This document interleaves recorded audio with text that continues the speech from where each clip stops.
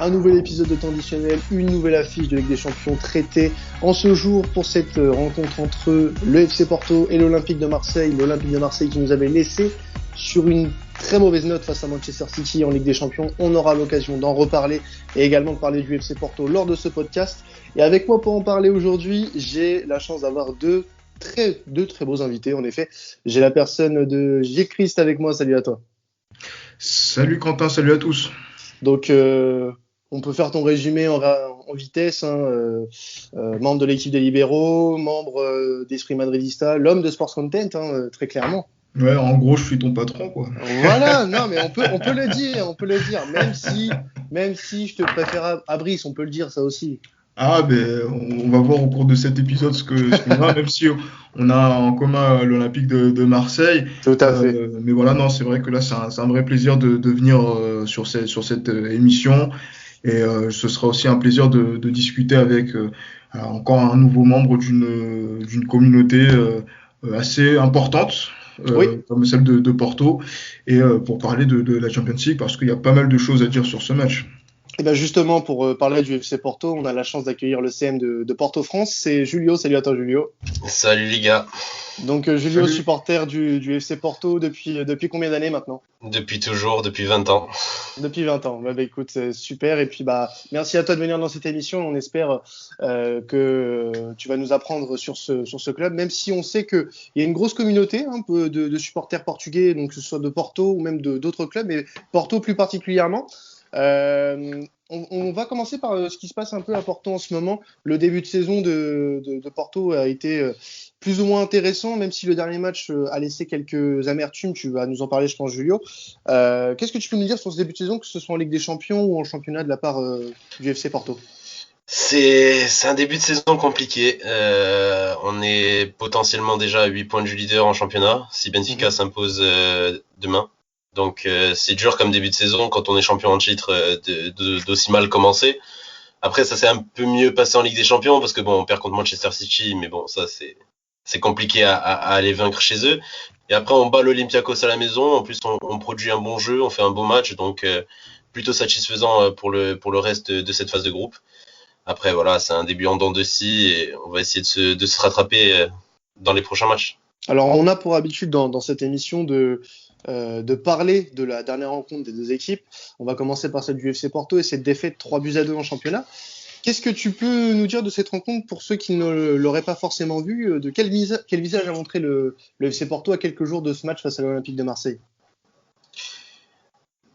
Ça a été pas un visage très souriant, on dira. Ça a été un match, plutôt un non-match côté FC Porto. On a eu beaucoup de mal à développer notre jeu. On a été surdominé limite par une équipe qui est censée être beaucoup moins forte que nous sur le papier en tout cas.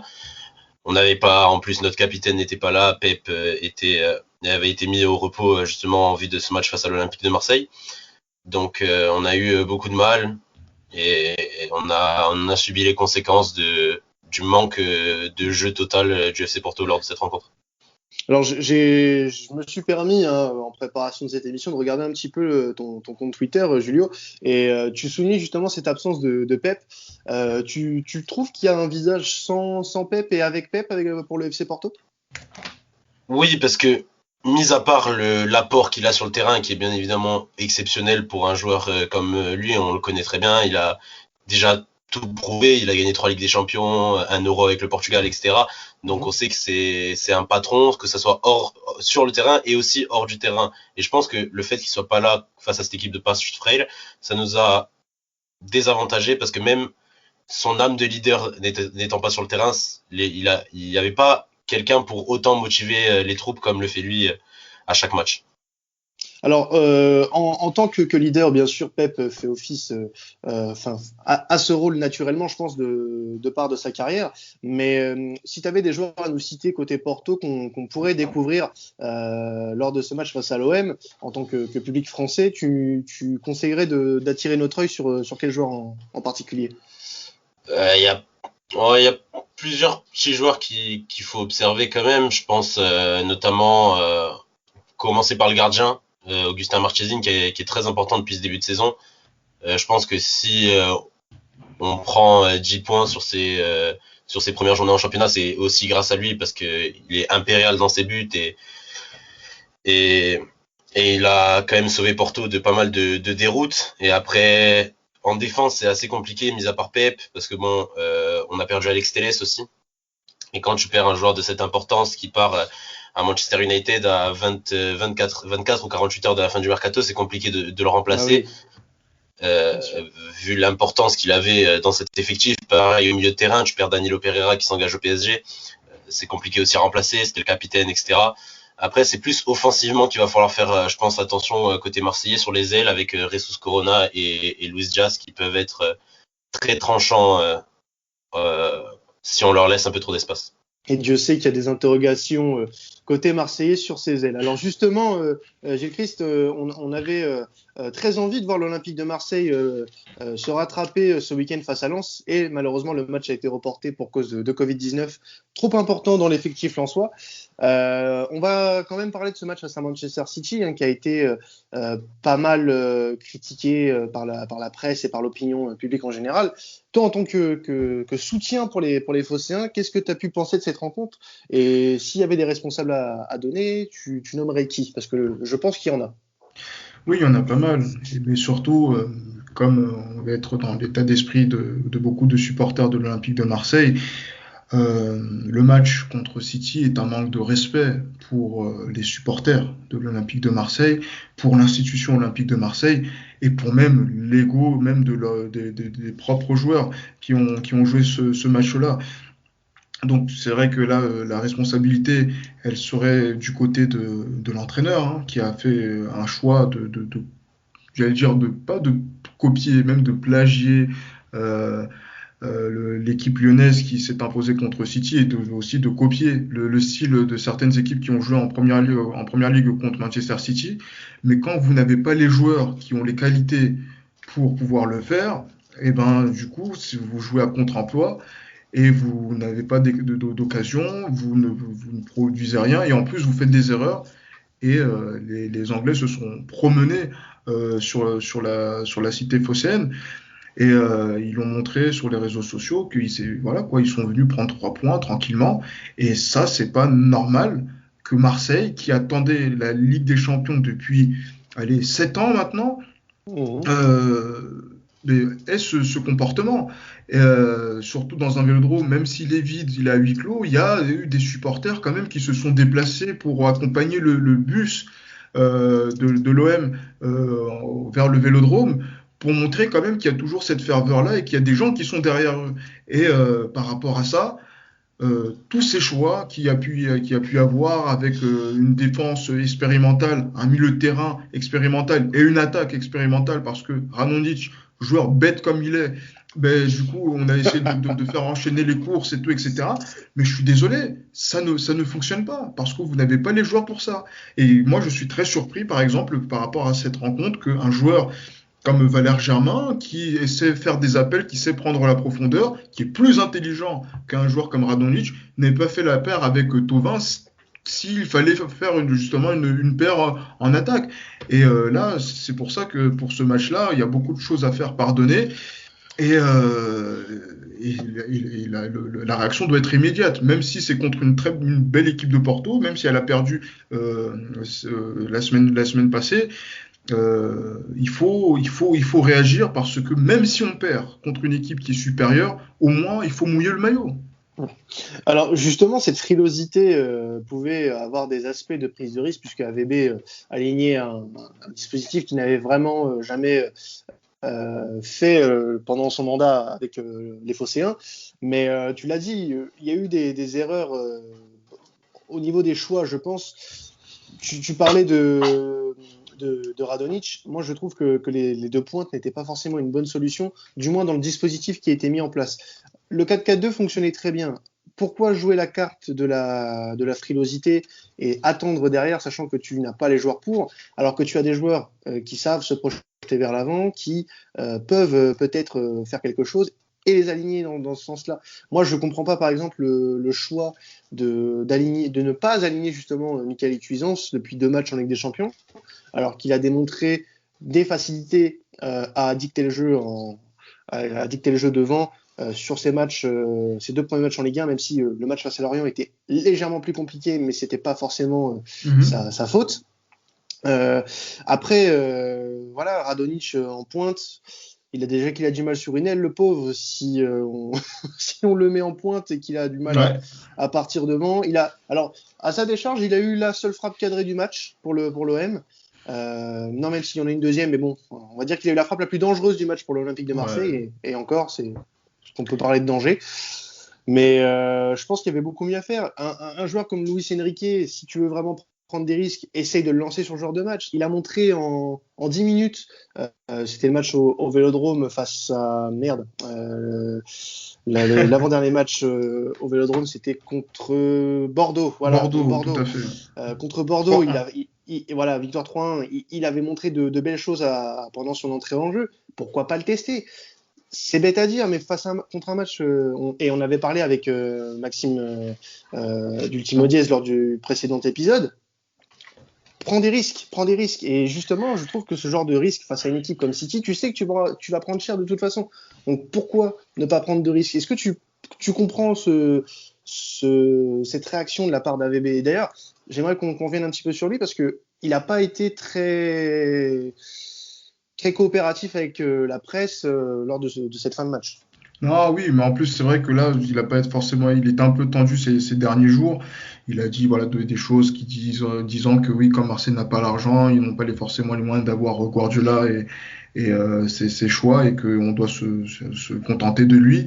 Non, je pense que quand même, c'est un homme qui est suffisamment brillant pour savoir trouver des solutions, et il va jouer contre son club de cœur. Mais voilà, donc Julio est bien placé pour en parler. Mais après, pour revenir sur cette question de la prise de risque tactiquement, pour aussi montrer des intentions, je comprends, effectivement. Mais le problème, c'est que même quand il y a justement, tu essaies de faire des sécurités de verrouiller, il faut avoir les joueurs qui ont les moyens de ton ambition. Je suis désolé, encore une fois, du côté de l'Olympique de Marseille, mais on a des milieux de terrain. Aucun de ces milieux de terrain n'a été convoqué en équipe de France, alors qu'il y a des joueurs qui sont âgés de 25, 26 ans. C'est pas normal. C'est pas normal qu'on ait un club comme l'Olympique de Marseille. Et ça se voit sur le terrain quand on voit les relances de Rongier. Je suis désolé, l'équipe de France, il doit l'avoir uniquement qu'à la télévision. Et c'est logique. Donc du coup, voir essayer des choses. C'est vrai que Cuisance, on a parlé de Cuisance, mais il a commencé contre City, il me semble, et bon, il n'a pas pu forcément s'exprimer dans le système qui a été mis en place par Villas-Boas. Mais derrière, voilà quoi, il y a pas mal de choses sur lesquelles on se pose des questions, sur, on l'a encore dit, l'état de forme de Payet, sur déjà la concentration d'un joueur comme notre attaquant Benedetto. Mais voilà, c'est quand tu vois qu'on joue comme ça contre Olympiakos, on n'arrive pas à ramener un point de Grèce, que tu prends 3-0 aussi facilement contre City, contre Porto, c'est pas contre Porto qu'on va essayer de se dire ouais, maintenant on va prendre 3 points. C'est pas 3 points ou même voilà, d'essayer de prendre un point. Parce en tout cas, pas avec cette attitude-là, quoi. Mais bien sûr, c'est vrai que là, je pense qu'il y a d'autres intentions à montrer. Je pense qu'il y a un autre visage à montrer du côté de Marseille. Et voilà, certains joueurs qui doivent se remettre en question. Et c'est ça qui maintenant est le point central pour nous qui suivons le foot français, de voir un Olympique de Marseille qui doit prendre quand même un point pour éviter l'humiliation de 12 défaites de suite, c'est ça? Ouais, 12 défaites de suite en LDC. Record égalé d'Anderlecht. Et voilà, non, ce serait une catastrophe d'être la risée de l'Europe, encore une fois, par rapport au comportement de l'Olympique de Marseille. Alors, justement, Julio, avant de passer à la confrontation entre les deux équipes, je voulais te poser une question sur André Villas-Boas, puisqu'on l'a dit, c'est les premiers amours du coach portugais, puisqu'il a gagné pas mal de choses là-bas. Est-ce que ça t'étonne de voir, de voir tant de critiques envers son Olympique de Marseille? Est-ce qu'il a été cible de ce genre de critiques à Porto auparavant? À Porto, il n'a pas eu le temps d'être critiqué parce qu'il a fait une seule saison et la saison a été incroyable. Parce que Villas-Boas, il fait une saison à Porto qui est donc la saison 2010-2011.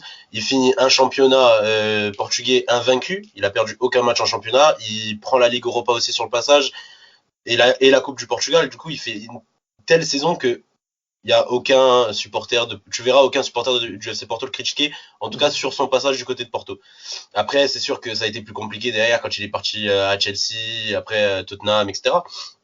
Mais c'est vrai que du côté de Marseille, je pense qu'il a été habitué à entraîner tellement d'équipes avec des gros effectifs que ça a été compliqué pour lui aussi d'arriver entre guillemets avec un effectif aussi petit. Je dis pas que l'OM est une petite équipe, loin de là, mais il a tellement été habitué à Porto, il a eu du Hulk, du Falcao, du James Rodriguez, etc. À Chelsea, bon, il avait les grands joueurs de Chelsea, pareil à Tottenham. Donc je pense que ça peut être plus compliqué pour lui. Après, je sais que c'est un homme très intelligent et vu qu'il connaît très bien Porto, il peut faire beaucoup de mal à Porto sur cette confrontation en Ligue des Champions. Et justement, cette confrontation Ligue des Champions qui va opposer vos deux équipes se déroulera mardi à 21h au Dragao. Comment tu perçois cette rencontre, toi, de ton côté, Julio, sachant que vous venez de perdre en championnat ce week-end, vous êtes plus ou moins à la bourre pour le moment en championnat, mais bon, rien n'est fait. Mais en Ligue des Champions, il peut y avoir une petite lueur d'espoir avec cette victoire, comme tu l'as dit tout à l'heure, face à l'Olympiakos 2-0. Marseille a perdu face à l'Olympiakos lors de la première journée et a été surclassé par Manchester City. Est-ce que c'est le bon moment pour affronter Marseille et leur mettre un coup de grâce? Je pense que ça joue aussi sur la dynamique, mais je pense que rien que le fait que les joueurs de Marseille aient dans la tête justement cette potentielle 12e défaite d'affilée en Ligue des Champions, je pense que ça peut jouer en faveur du FC Porto, parce que les joueurs de Marseille, genre, ils vont quand même avoir une sorte de pression du fait on veut pas battre le record, on veut pas égaliser Anderlecht, on veut pas avoir ces 12 défaites d'affilée. Et ils vont tellement se mettre de pression sur les épaules, les joueurs de Marseille, je pense que ça peut profiter au FC Porto. Après, vu le jeu que Porto propose, tout peut arriver. Alors, Gilles Christ, est-ce que tu es plutôt d'accord avec ça, sur cette pression que les joueurs peuvent se mettre sur ce genre d'enjeu? Non, oui, on va dire qu'ils peuvent se mettre la pression, ça peut même décupler leur motivation de faire un bon match. Mais Marseille, concrètement, en Europe, manque de qualité pour pouvoir faire des matchs de Ligue des Champions. Je suis désolé, c'est terrible de le dire, c'est qu'à partir du moment où l'effectif n'a pas été amélioré en qualité et en quantité sur le dernier mercato, alors que l'année dernière, il jouait un match par semaine, faire un rythme de un match tous les 3 jours, comme là on est en train de le faire et ça va être le cas jusqu'au mois de décembre, c'est quasiment intenable pour cette équipe-là. Et avec le peu de solutions que l'on a à ce niveau-là, ça va être compliqué pour Marseille de pouvoir faire illusion. Je pense que une équipe comme Porto, qui a quand même de la qualité, que ce soit sur le terrain ou même sur le banc, après c'est vrai que il y a des passes où on peut être bien ou parfois moins bien, fait qu'aujourd'hui, cette équipe de Porto a plus de certitude dans son jeu, que ce soit en défense, avec un joueur comme Pepe qui est un taulier, ou même d'autres joueurs. Parce que un joueur par exemple comme Malang Sarr qui est à Porto depuis maintenant quelques semaines, c'est un joueur que Marseille aurait pu se positionner dessus. Il est du côté de Porto et donc ça fait partie de ces joueurs-là qui font partie des options que Porto peut avoir. Après, pour ce qui concerne donc l'attaque, j'ai pas forcément si je suis Porto, j'ai pas forcément d'inquiétude particulière. Il faut apporter ce match comme un match de Coupe d'Europe, ce que les Portugais savent très bien faire, et parce qu'ils respectent la Coupe d'Europe de façon générale, mis à part le Benfica qui a fait un peu n'importe quoi ces dernières saisons. Mais après, dans l'ensemble, être sérieux pendant 90 minutes, je pense que ça suffit contre cet Olympique de Marseille. Je suis désolé de parler comme ça, mais c'est vrai que c'est une frustration constante que l'on a avec cet Olympique de Marseille et qui est aussi, qui tend aussi avec la forme d'un joueur comme Dimitri Payet, dont la forme physique chancelle en fonction de, je sais pas moi, de son poids ou d'autres choses. Alors, si on veut amener un peu de positif côté Olympique de Marseille, il y a un homme. Alors, je vais pas parler de Steve Mandanda, puisqu'on est tous d'accord pour dire que c'est l'un des meilleurs Marseillais cette saison. Et quand tu dis que ton gardien est l'un des meilleurs joueurs, c'est inquiétant. Mais si on peut citer un autre joueur, et on en avait déjà parlé il y a quelques semaines lors du podcast entre l'Olympiakos et l'OM, d'ailleurs avec Brice, c'était Jordan Amavi qui continue à faire des matchs référents cette saison. Et en quoi la bonne forme de Jordan Amavi va être importante face à Porto dans ce genre de rencontres qui peuvent être crispantes justement pour lancer ce genre d'attaque? Par rapport à ma vie, ouais, c'est vrai qu'il a fait un bon match contre Bordeaux avant d'aborder la Coupe d'Europe. Après, c'est vrai il est en bonne forme, enfin en bonne forme physique, et qu'il a repris confiance.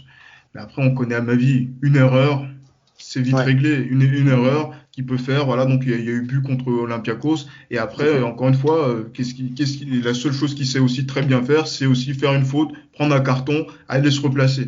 Voilà. Bon, voilà. Si quelqu'un voulait avoir de l'espoir, retrouver de l'espoir en écoutant ce podcast pour l'Olympique de Marseille, c'est pas avec moi qu'il allait le retrouver.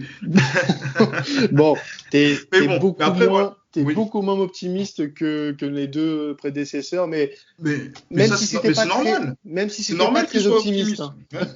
Ouais. Non, mais c'est normal qu'il soit optimiste parce qu'en fait, au début, on ne sait pas. On ne Oui, savait pas. Parce qu'on ne sait pas comment cette équipe allait réagir. Mais on voit que cette équipe, au lieu d'être galvanisée par l'Europe, elle est inhibée.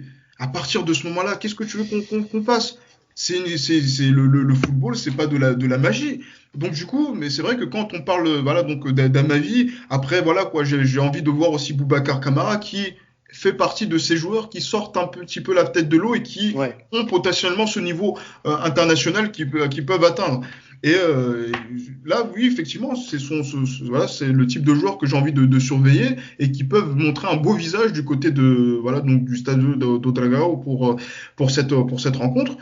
Et je pense que il faudra faire énormément d'efforts et peut-être faire aussi le match qui soit un peu similaire à ce qui s'est passé du côté de Paris pour espérer prendre un bon point ou même faire un résultat là-bas. Bon, bah, t'as compris, Julio, t'as pas à t'inquiéter pour mardi soir. Il y a pas de souci. Tu vas vivre tes 90 minutes tranquille. Bon.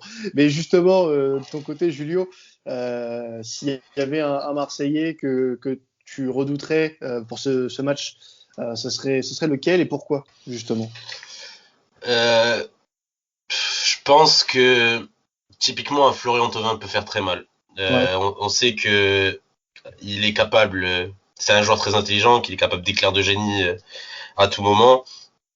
Sa spéciale là où il re-rentre vers l'intérieur et il enroule côté opposé. C'est franchement c'est le joueur de Marseille qui me fait le plus peur aujourd'hui parce que voilà comme je l'ai dit c'est un joueur très intelligent et qui peut faire la différence à tout moment. Et vu l'état de la défense actuelle de Porto, mis à part la charnière centrale, sur les côtés c'est un peu plus compliqué. Il peut faire très mal sur son côté droit, Florian Thauvin, si il est positionné au poste d'ailier droit.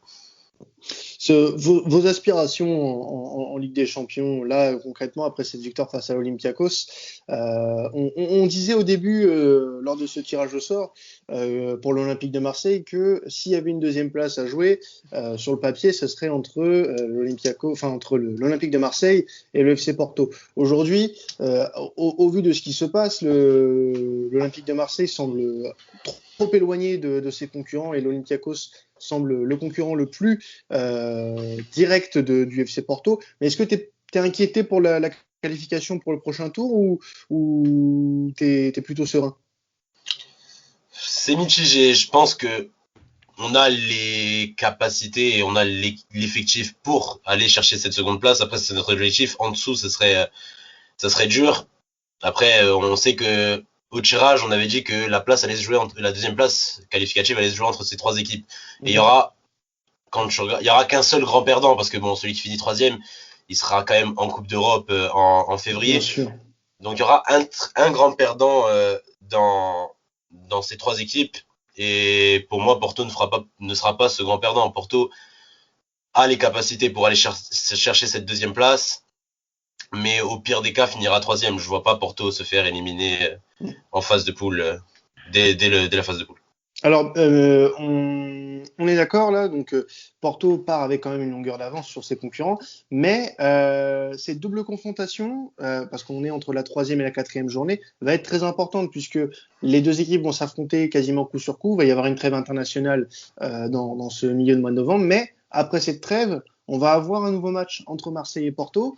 Est-ce que ça peut être important de prendre l'ascendant sur cette première rencontre? Admettons, par le grand Saint-Esprit, parce que bon, je ne pense pas, en étant objectif, que Marseille fera quelque chose à Porto, mais Gilles Christ, si Marseille venait à faire un résultat à Porto, même à les déranger, faire un match nul, voire miraculeusement gagner là-bas, est-ce que ça pourrait relancer totalement le groupe, sachant que dans 2-3 semaines, tu rejoues la même équipe, quasiment dans les mêmes conditions, puisque le match sera à huis clos, ça va être quasiment le même match. Pour toi, est-ce que ce match il va être très très important ou alors ça va être de l'anecdote?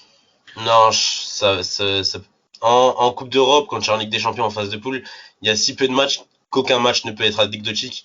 Les équipes se sont battues pour être à cette place aujourd'hui. Et l'objectif de Porto, je pense, face à cette équipe de Marseille sur ces deux matchs, c'est de prendre au moins 4 points. Voilà, l'idéal serait de s'imposer bien évidemment à domicile et aller chercher au minimum un match nul du côté de Marseille. C'est sûr que si on s'impose pas mardi face à cette équipe de Marseille, je pense qu'il y aurait pas mal de questions à se poser côté FC Porto parce que le champion du Portugal en titre, une équipe qui connaît bien cette compétition, c'est la 3e équipe qui a la plus été présente en Ligue des Champions après le Real Madrid et Manchester, si je ne m'abuse. Donc on connaît bien la compétition. Je pense que l'expérience aussi d'un joueur comme Pep qui en a gagné 3 sera très importante pour cette double confrontation. Oui, effectivement, mais après, voilà, je pense que si Porto n'arrive pas à prendre 4 points sur 6 contre l'Olympique de Marseille, ce sera compliqué d'envisager une qualification pour les huitièmes de finale. Parce que, voilà, je pense que là, l'Olympique de Marseille, peut-être, voilà, peut faire quelque chose, parce que c'est l'incertitude du sport. Et est-ce qu'elle est? Et Marseille a toujours une chance tant que voilà, le coup de sifflet final n'a pas été donné. Par contre, sur le fait de voir qu'il peut y avoir un résultat qui peut être fait au match aller, est-ce que ça aura une incidence sur le match retour? Faudra voir, parce qu'on ne sait pas comment l'effectif du FC Porto va réagir par rapport à la trêve internationale parce qu'il y a pas mal on est dans une période où les blessures commencent à s'enchaîner, les infirmeries commencent à se remplir par rapport à l'enchaînement des matchs. Ça peut être pareil aussi en sélection. Peut-être que Marseille va affronter une équipe amoindrie et aussi du côté de Marseille, peut-être que cette équipe-là va reprendre sa marche en avant comme elle est un petit peu en Ligue 1 parce que même si c'est difficile en Europe, cette équipe en Ligue 1 figure toujours, malgré tout, dans le top 5, top 6 du championnat, avec un match en moins, et peut même aspirer à être sur le podium si par exemple, elle gagne contre Lens. Mais bon, ça, on ne sait pas encore pour le match à quel moment il va se jouer. Mais voilà, ce match va être important pour voir comment Marseille va se situer. Surtout que moi, l'objectif de l'Olympique de Marseille, je ne sais pas pour vous, je ne sais pas comment on a pu imaginer que cette équipe de l'Olympique de Marseille puisse envisager les huitièmes de finale. Moi, l'objectif de l'Olympique de Marseille devrait être un peu plus humble, c'est d'être troisième et d'être reversé en Ligue Europa. Et c'est juste par rapport à ça qu'il faut absolument prendre un point à Porto, prendre peut-être un autre point contre Porto au Stade Vélodrome et tout donner lors du match qui sera une petite finale contre l'Olympiakos au Vélodrome.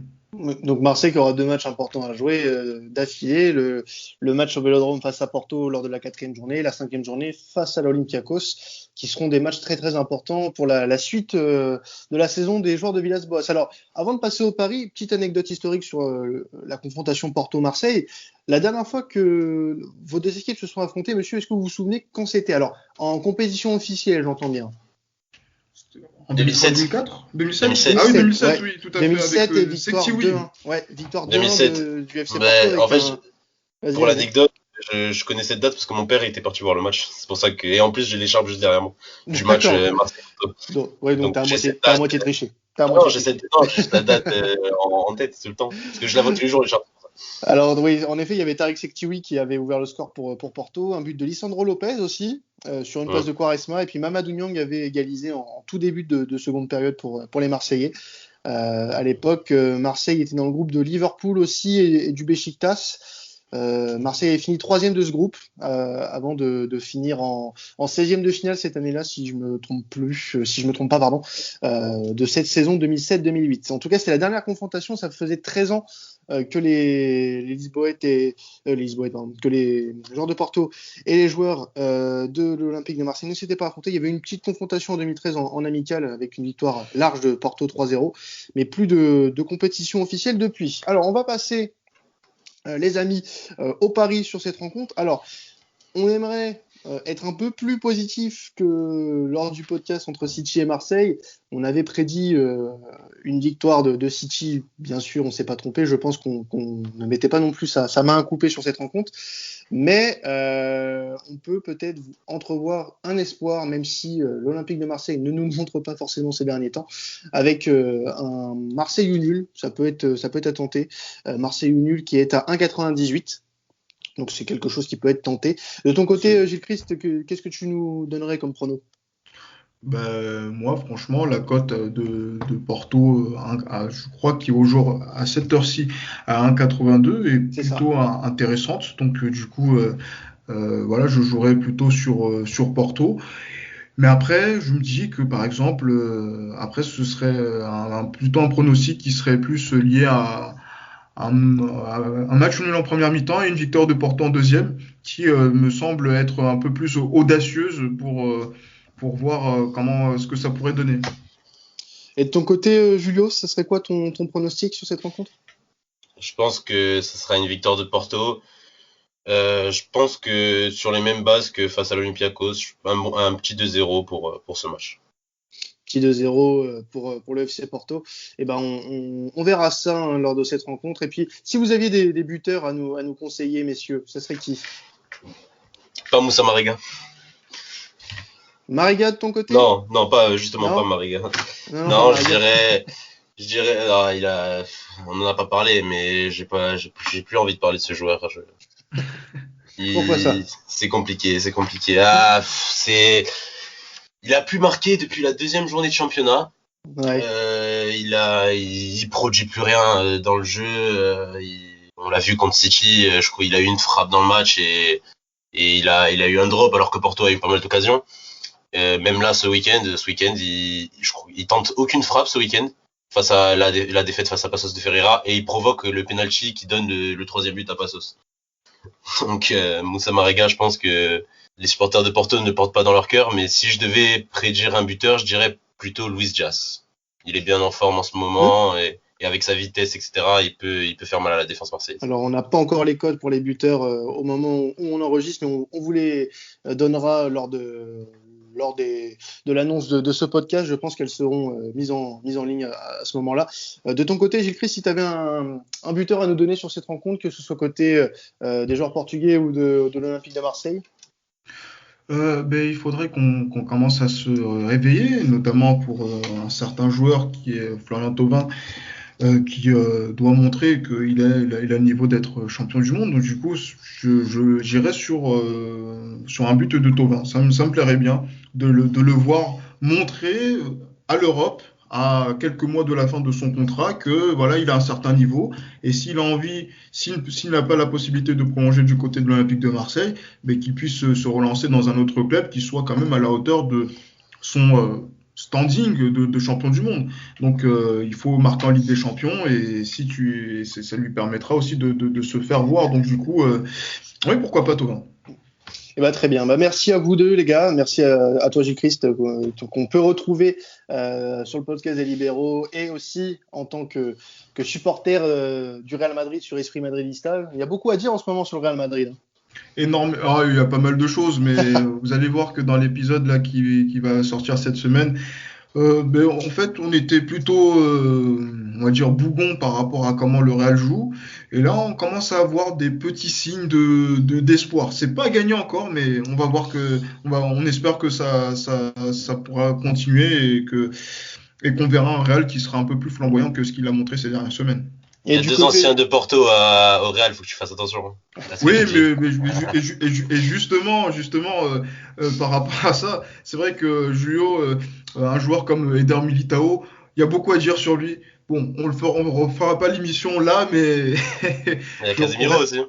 Et Casemiro aussi, oui, mais qu'on avait prêté en 2014-2015 quand il y avait Lopetegui à Porto, oui, qui avait fait un bon prêt et après il a montré l'étendue de son talent du côté du Real. Donc c'est vrai que Porto, c'est une équipe quand même pour lequel le Real a pas mal de respect. Et du côté des libéraux aussi, pour faire le lien avec le FC Porto, vous allez bientôt sortir un podcast, hein, c'est ça, sur le FC Porto de Mourinho, le Porto de 2004. C'est ça, mais dès aujourd'hui, il est en ligne. C'est un retour sur cette équipe du FC Porto qui, au moment de l'arrivée de José Mourinho en janvier 2002 jusqu'à son départ en mai 2004 avec cette victoire européenne en Ligue des Champions. Et aussi, on aura aussi l'occasion de revenir aussi sur la victoire en Coupe UEFA l'année précédente, ce qui fait que quand même cette équipe, vraiment dans les années 2000, fait partie de ces équipes qui ont marqué quand même l'histoire du football européen en gagnant 2 Coupes d'Europe donc consécutivement sur 2 saisons. Donc voilà, respect encore au FC Porto et j'espère que la communauté portista va écouter ce qu'on a pu produire. Et ben, je pense que les portistas seront au rendez-vous et Julio aussi, hein, parce que ça a une époque importante du FC Porto. Donc, messieurs, merci aussi à toi, Julio, d'être passé dans ce podcast. On se retrouve dès ce week-end pour des podcasts très, très intéressants. Je vous en dis pas plus, mais on va parler du classiqueur entre le Borussia Dortmund et le Bayern Munich avec un invité spécial. On vous en dit pas plus, vous en saurez plus lors de la sortie de ce podcast. C'était traditionnel. Salut à tous.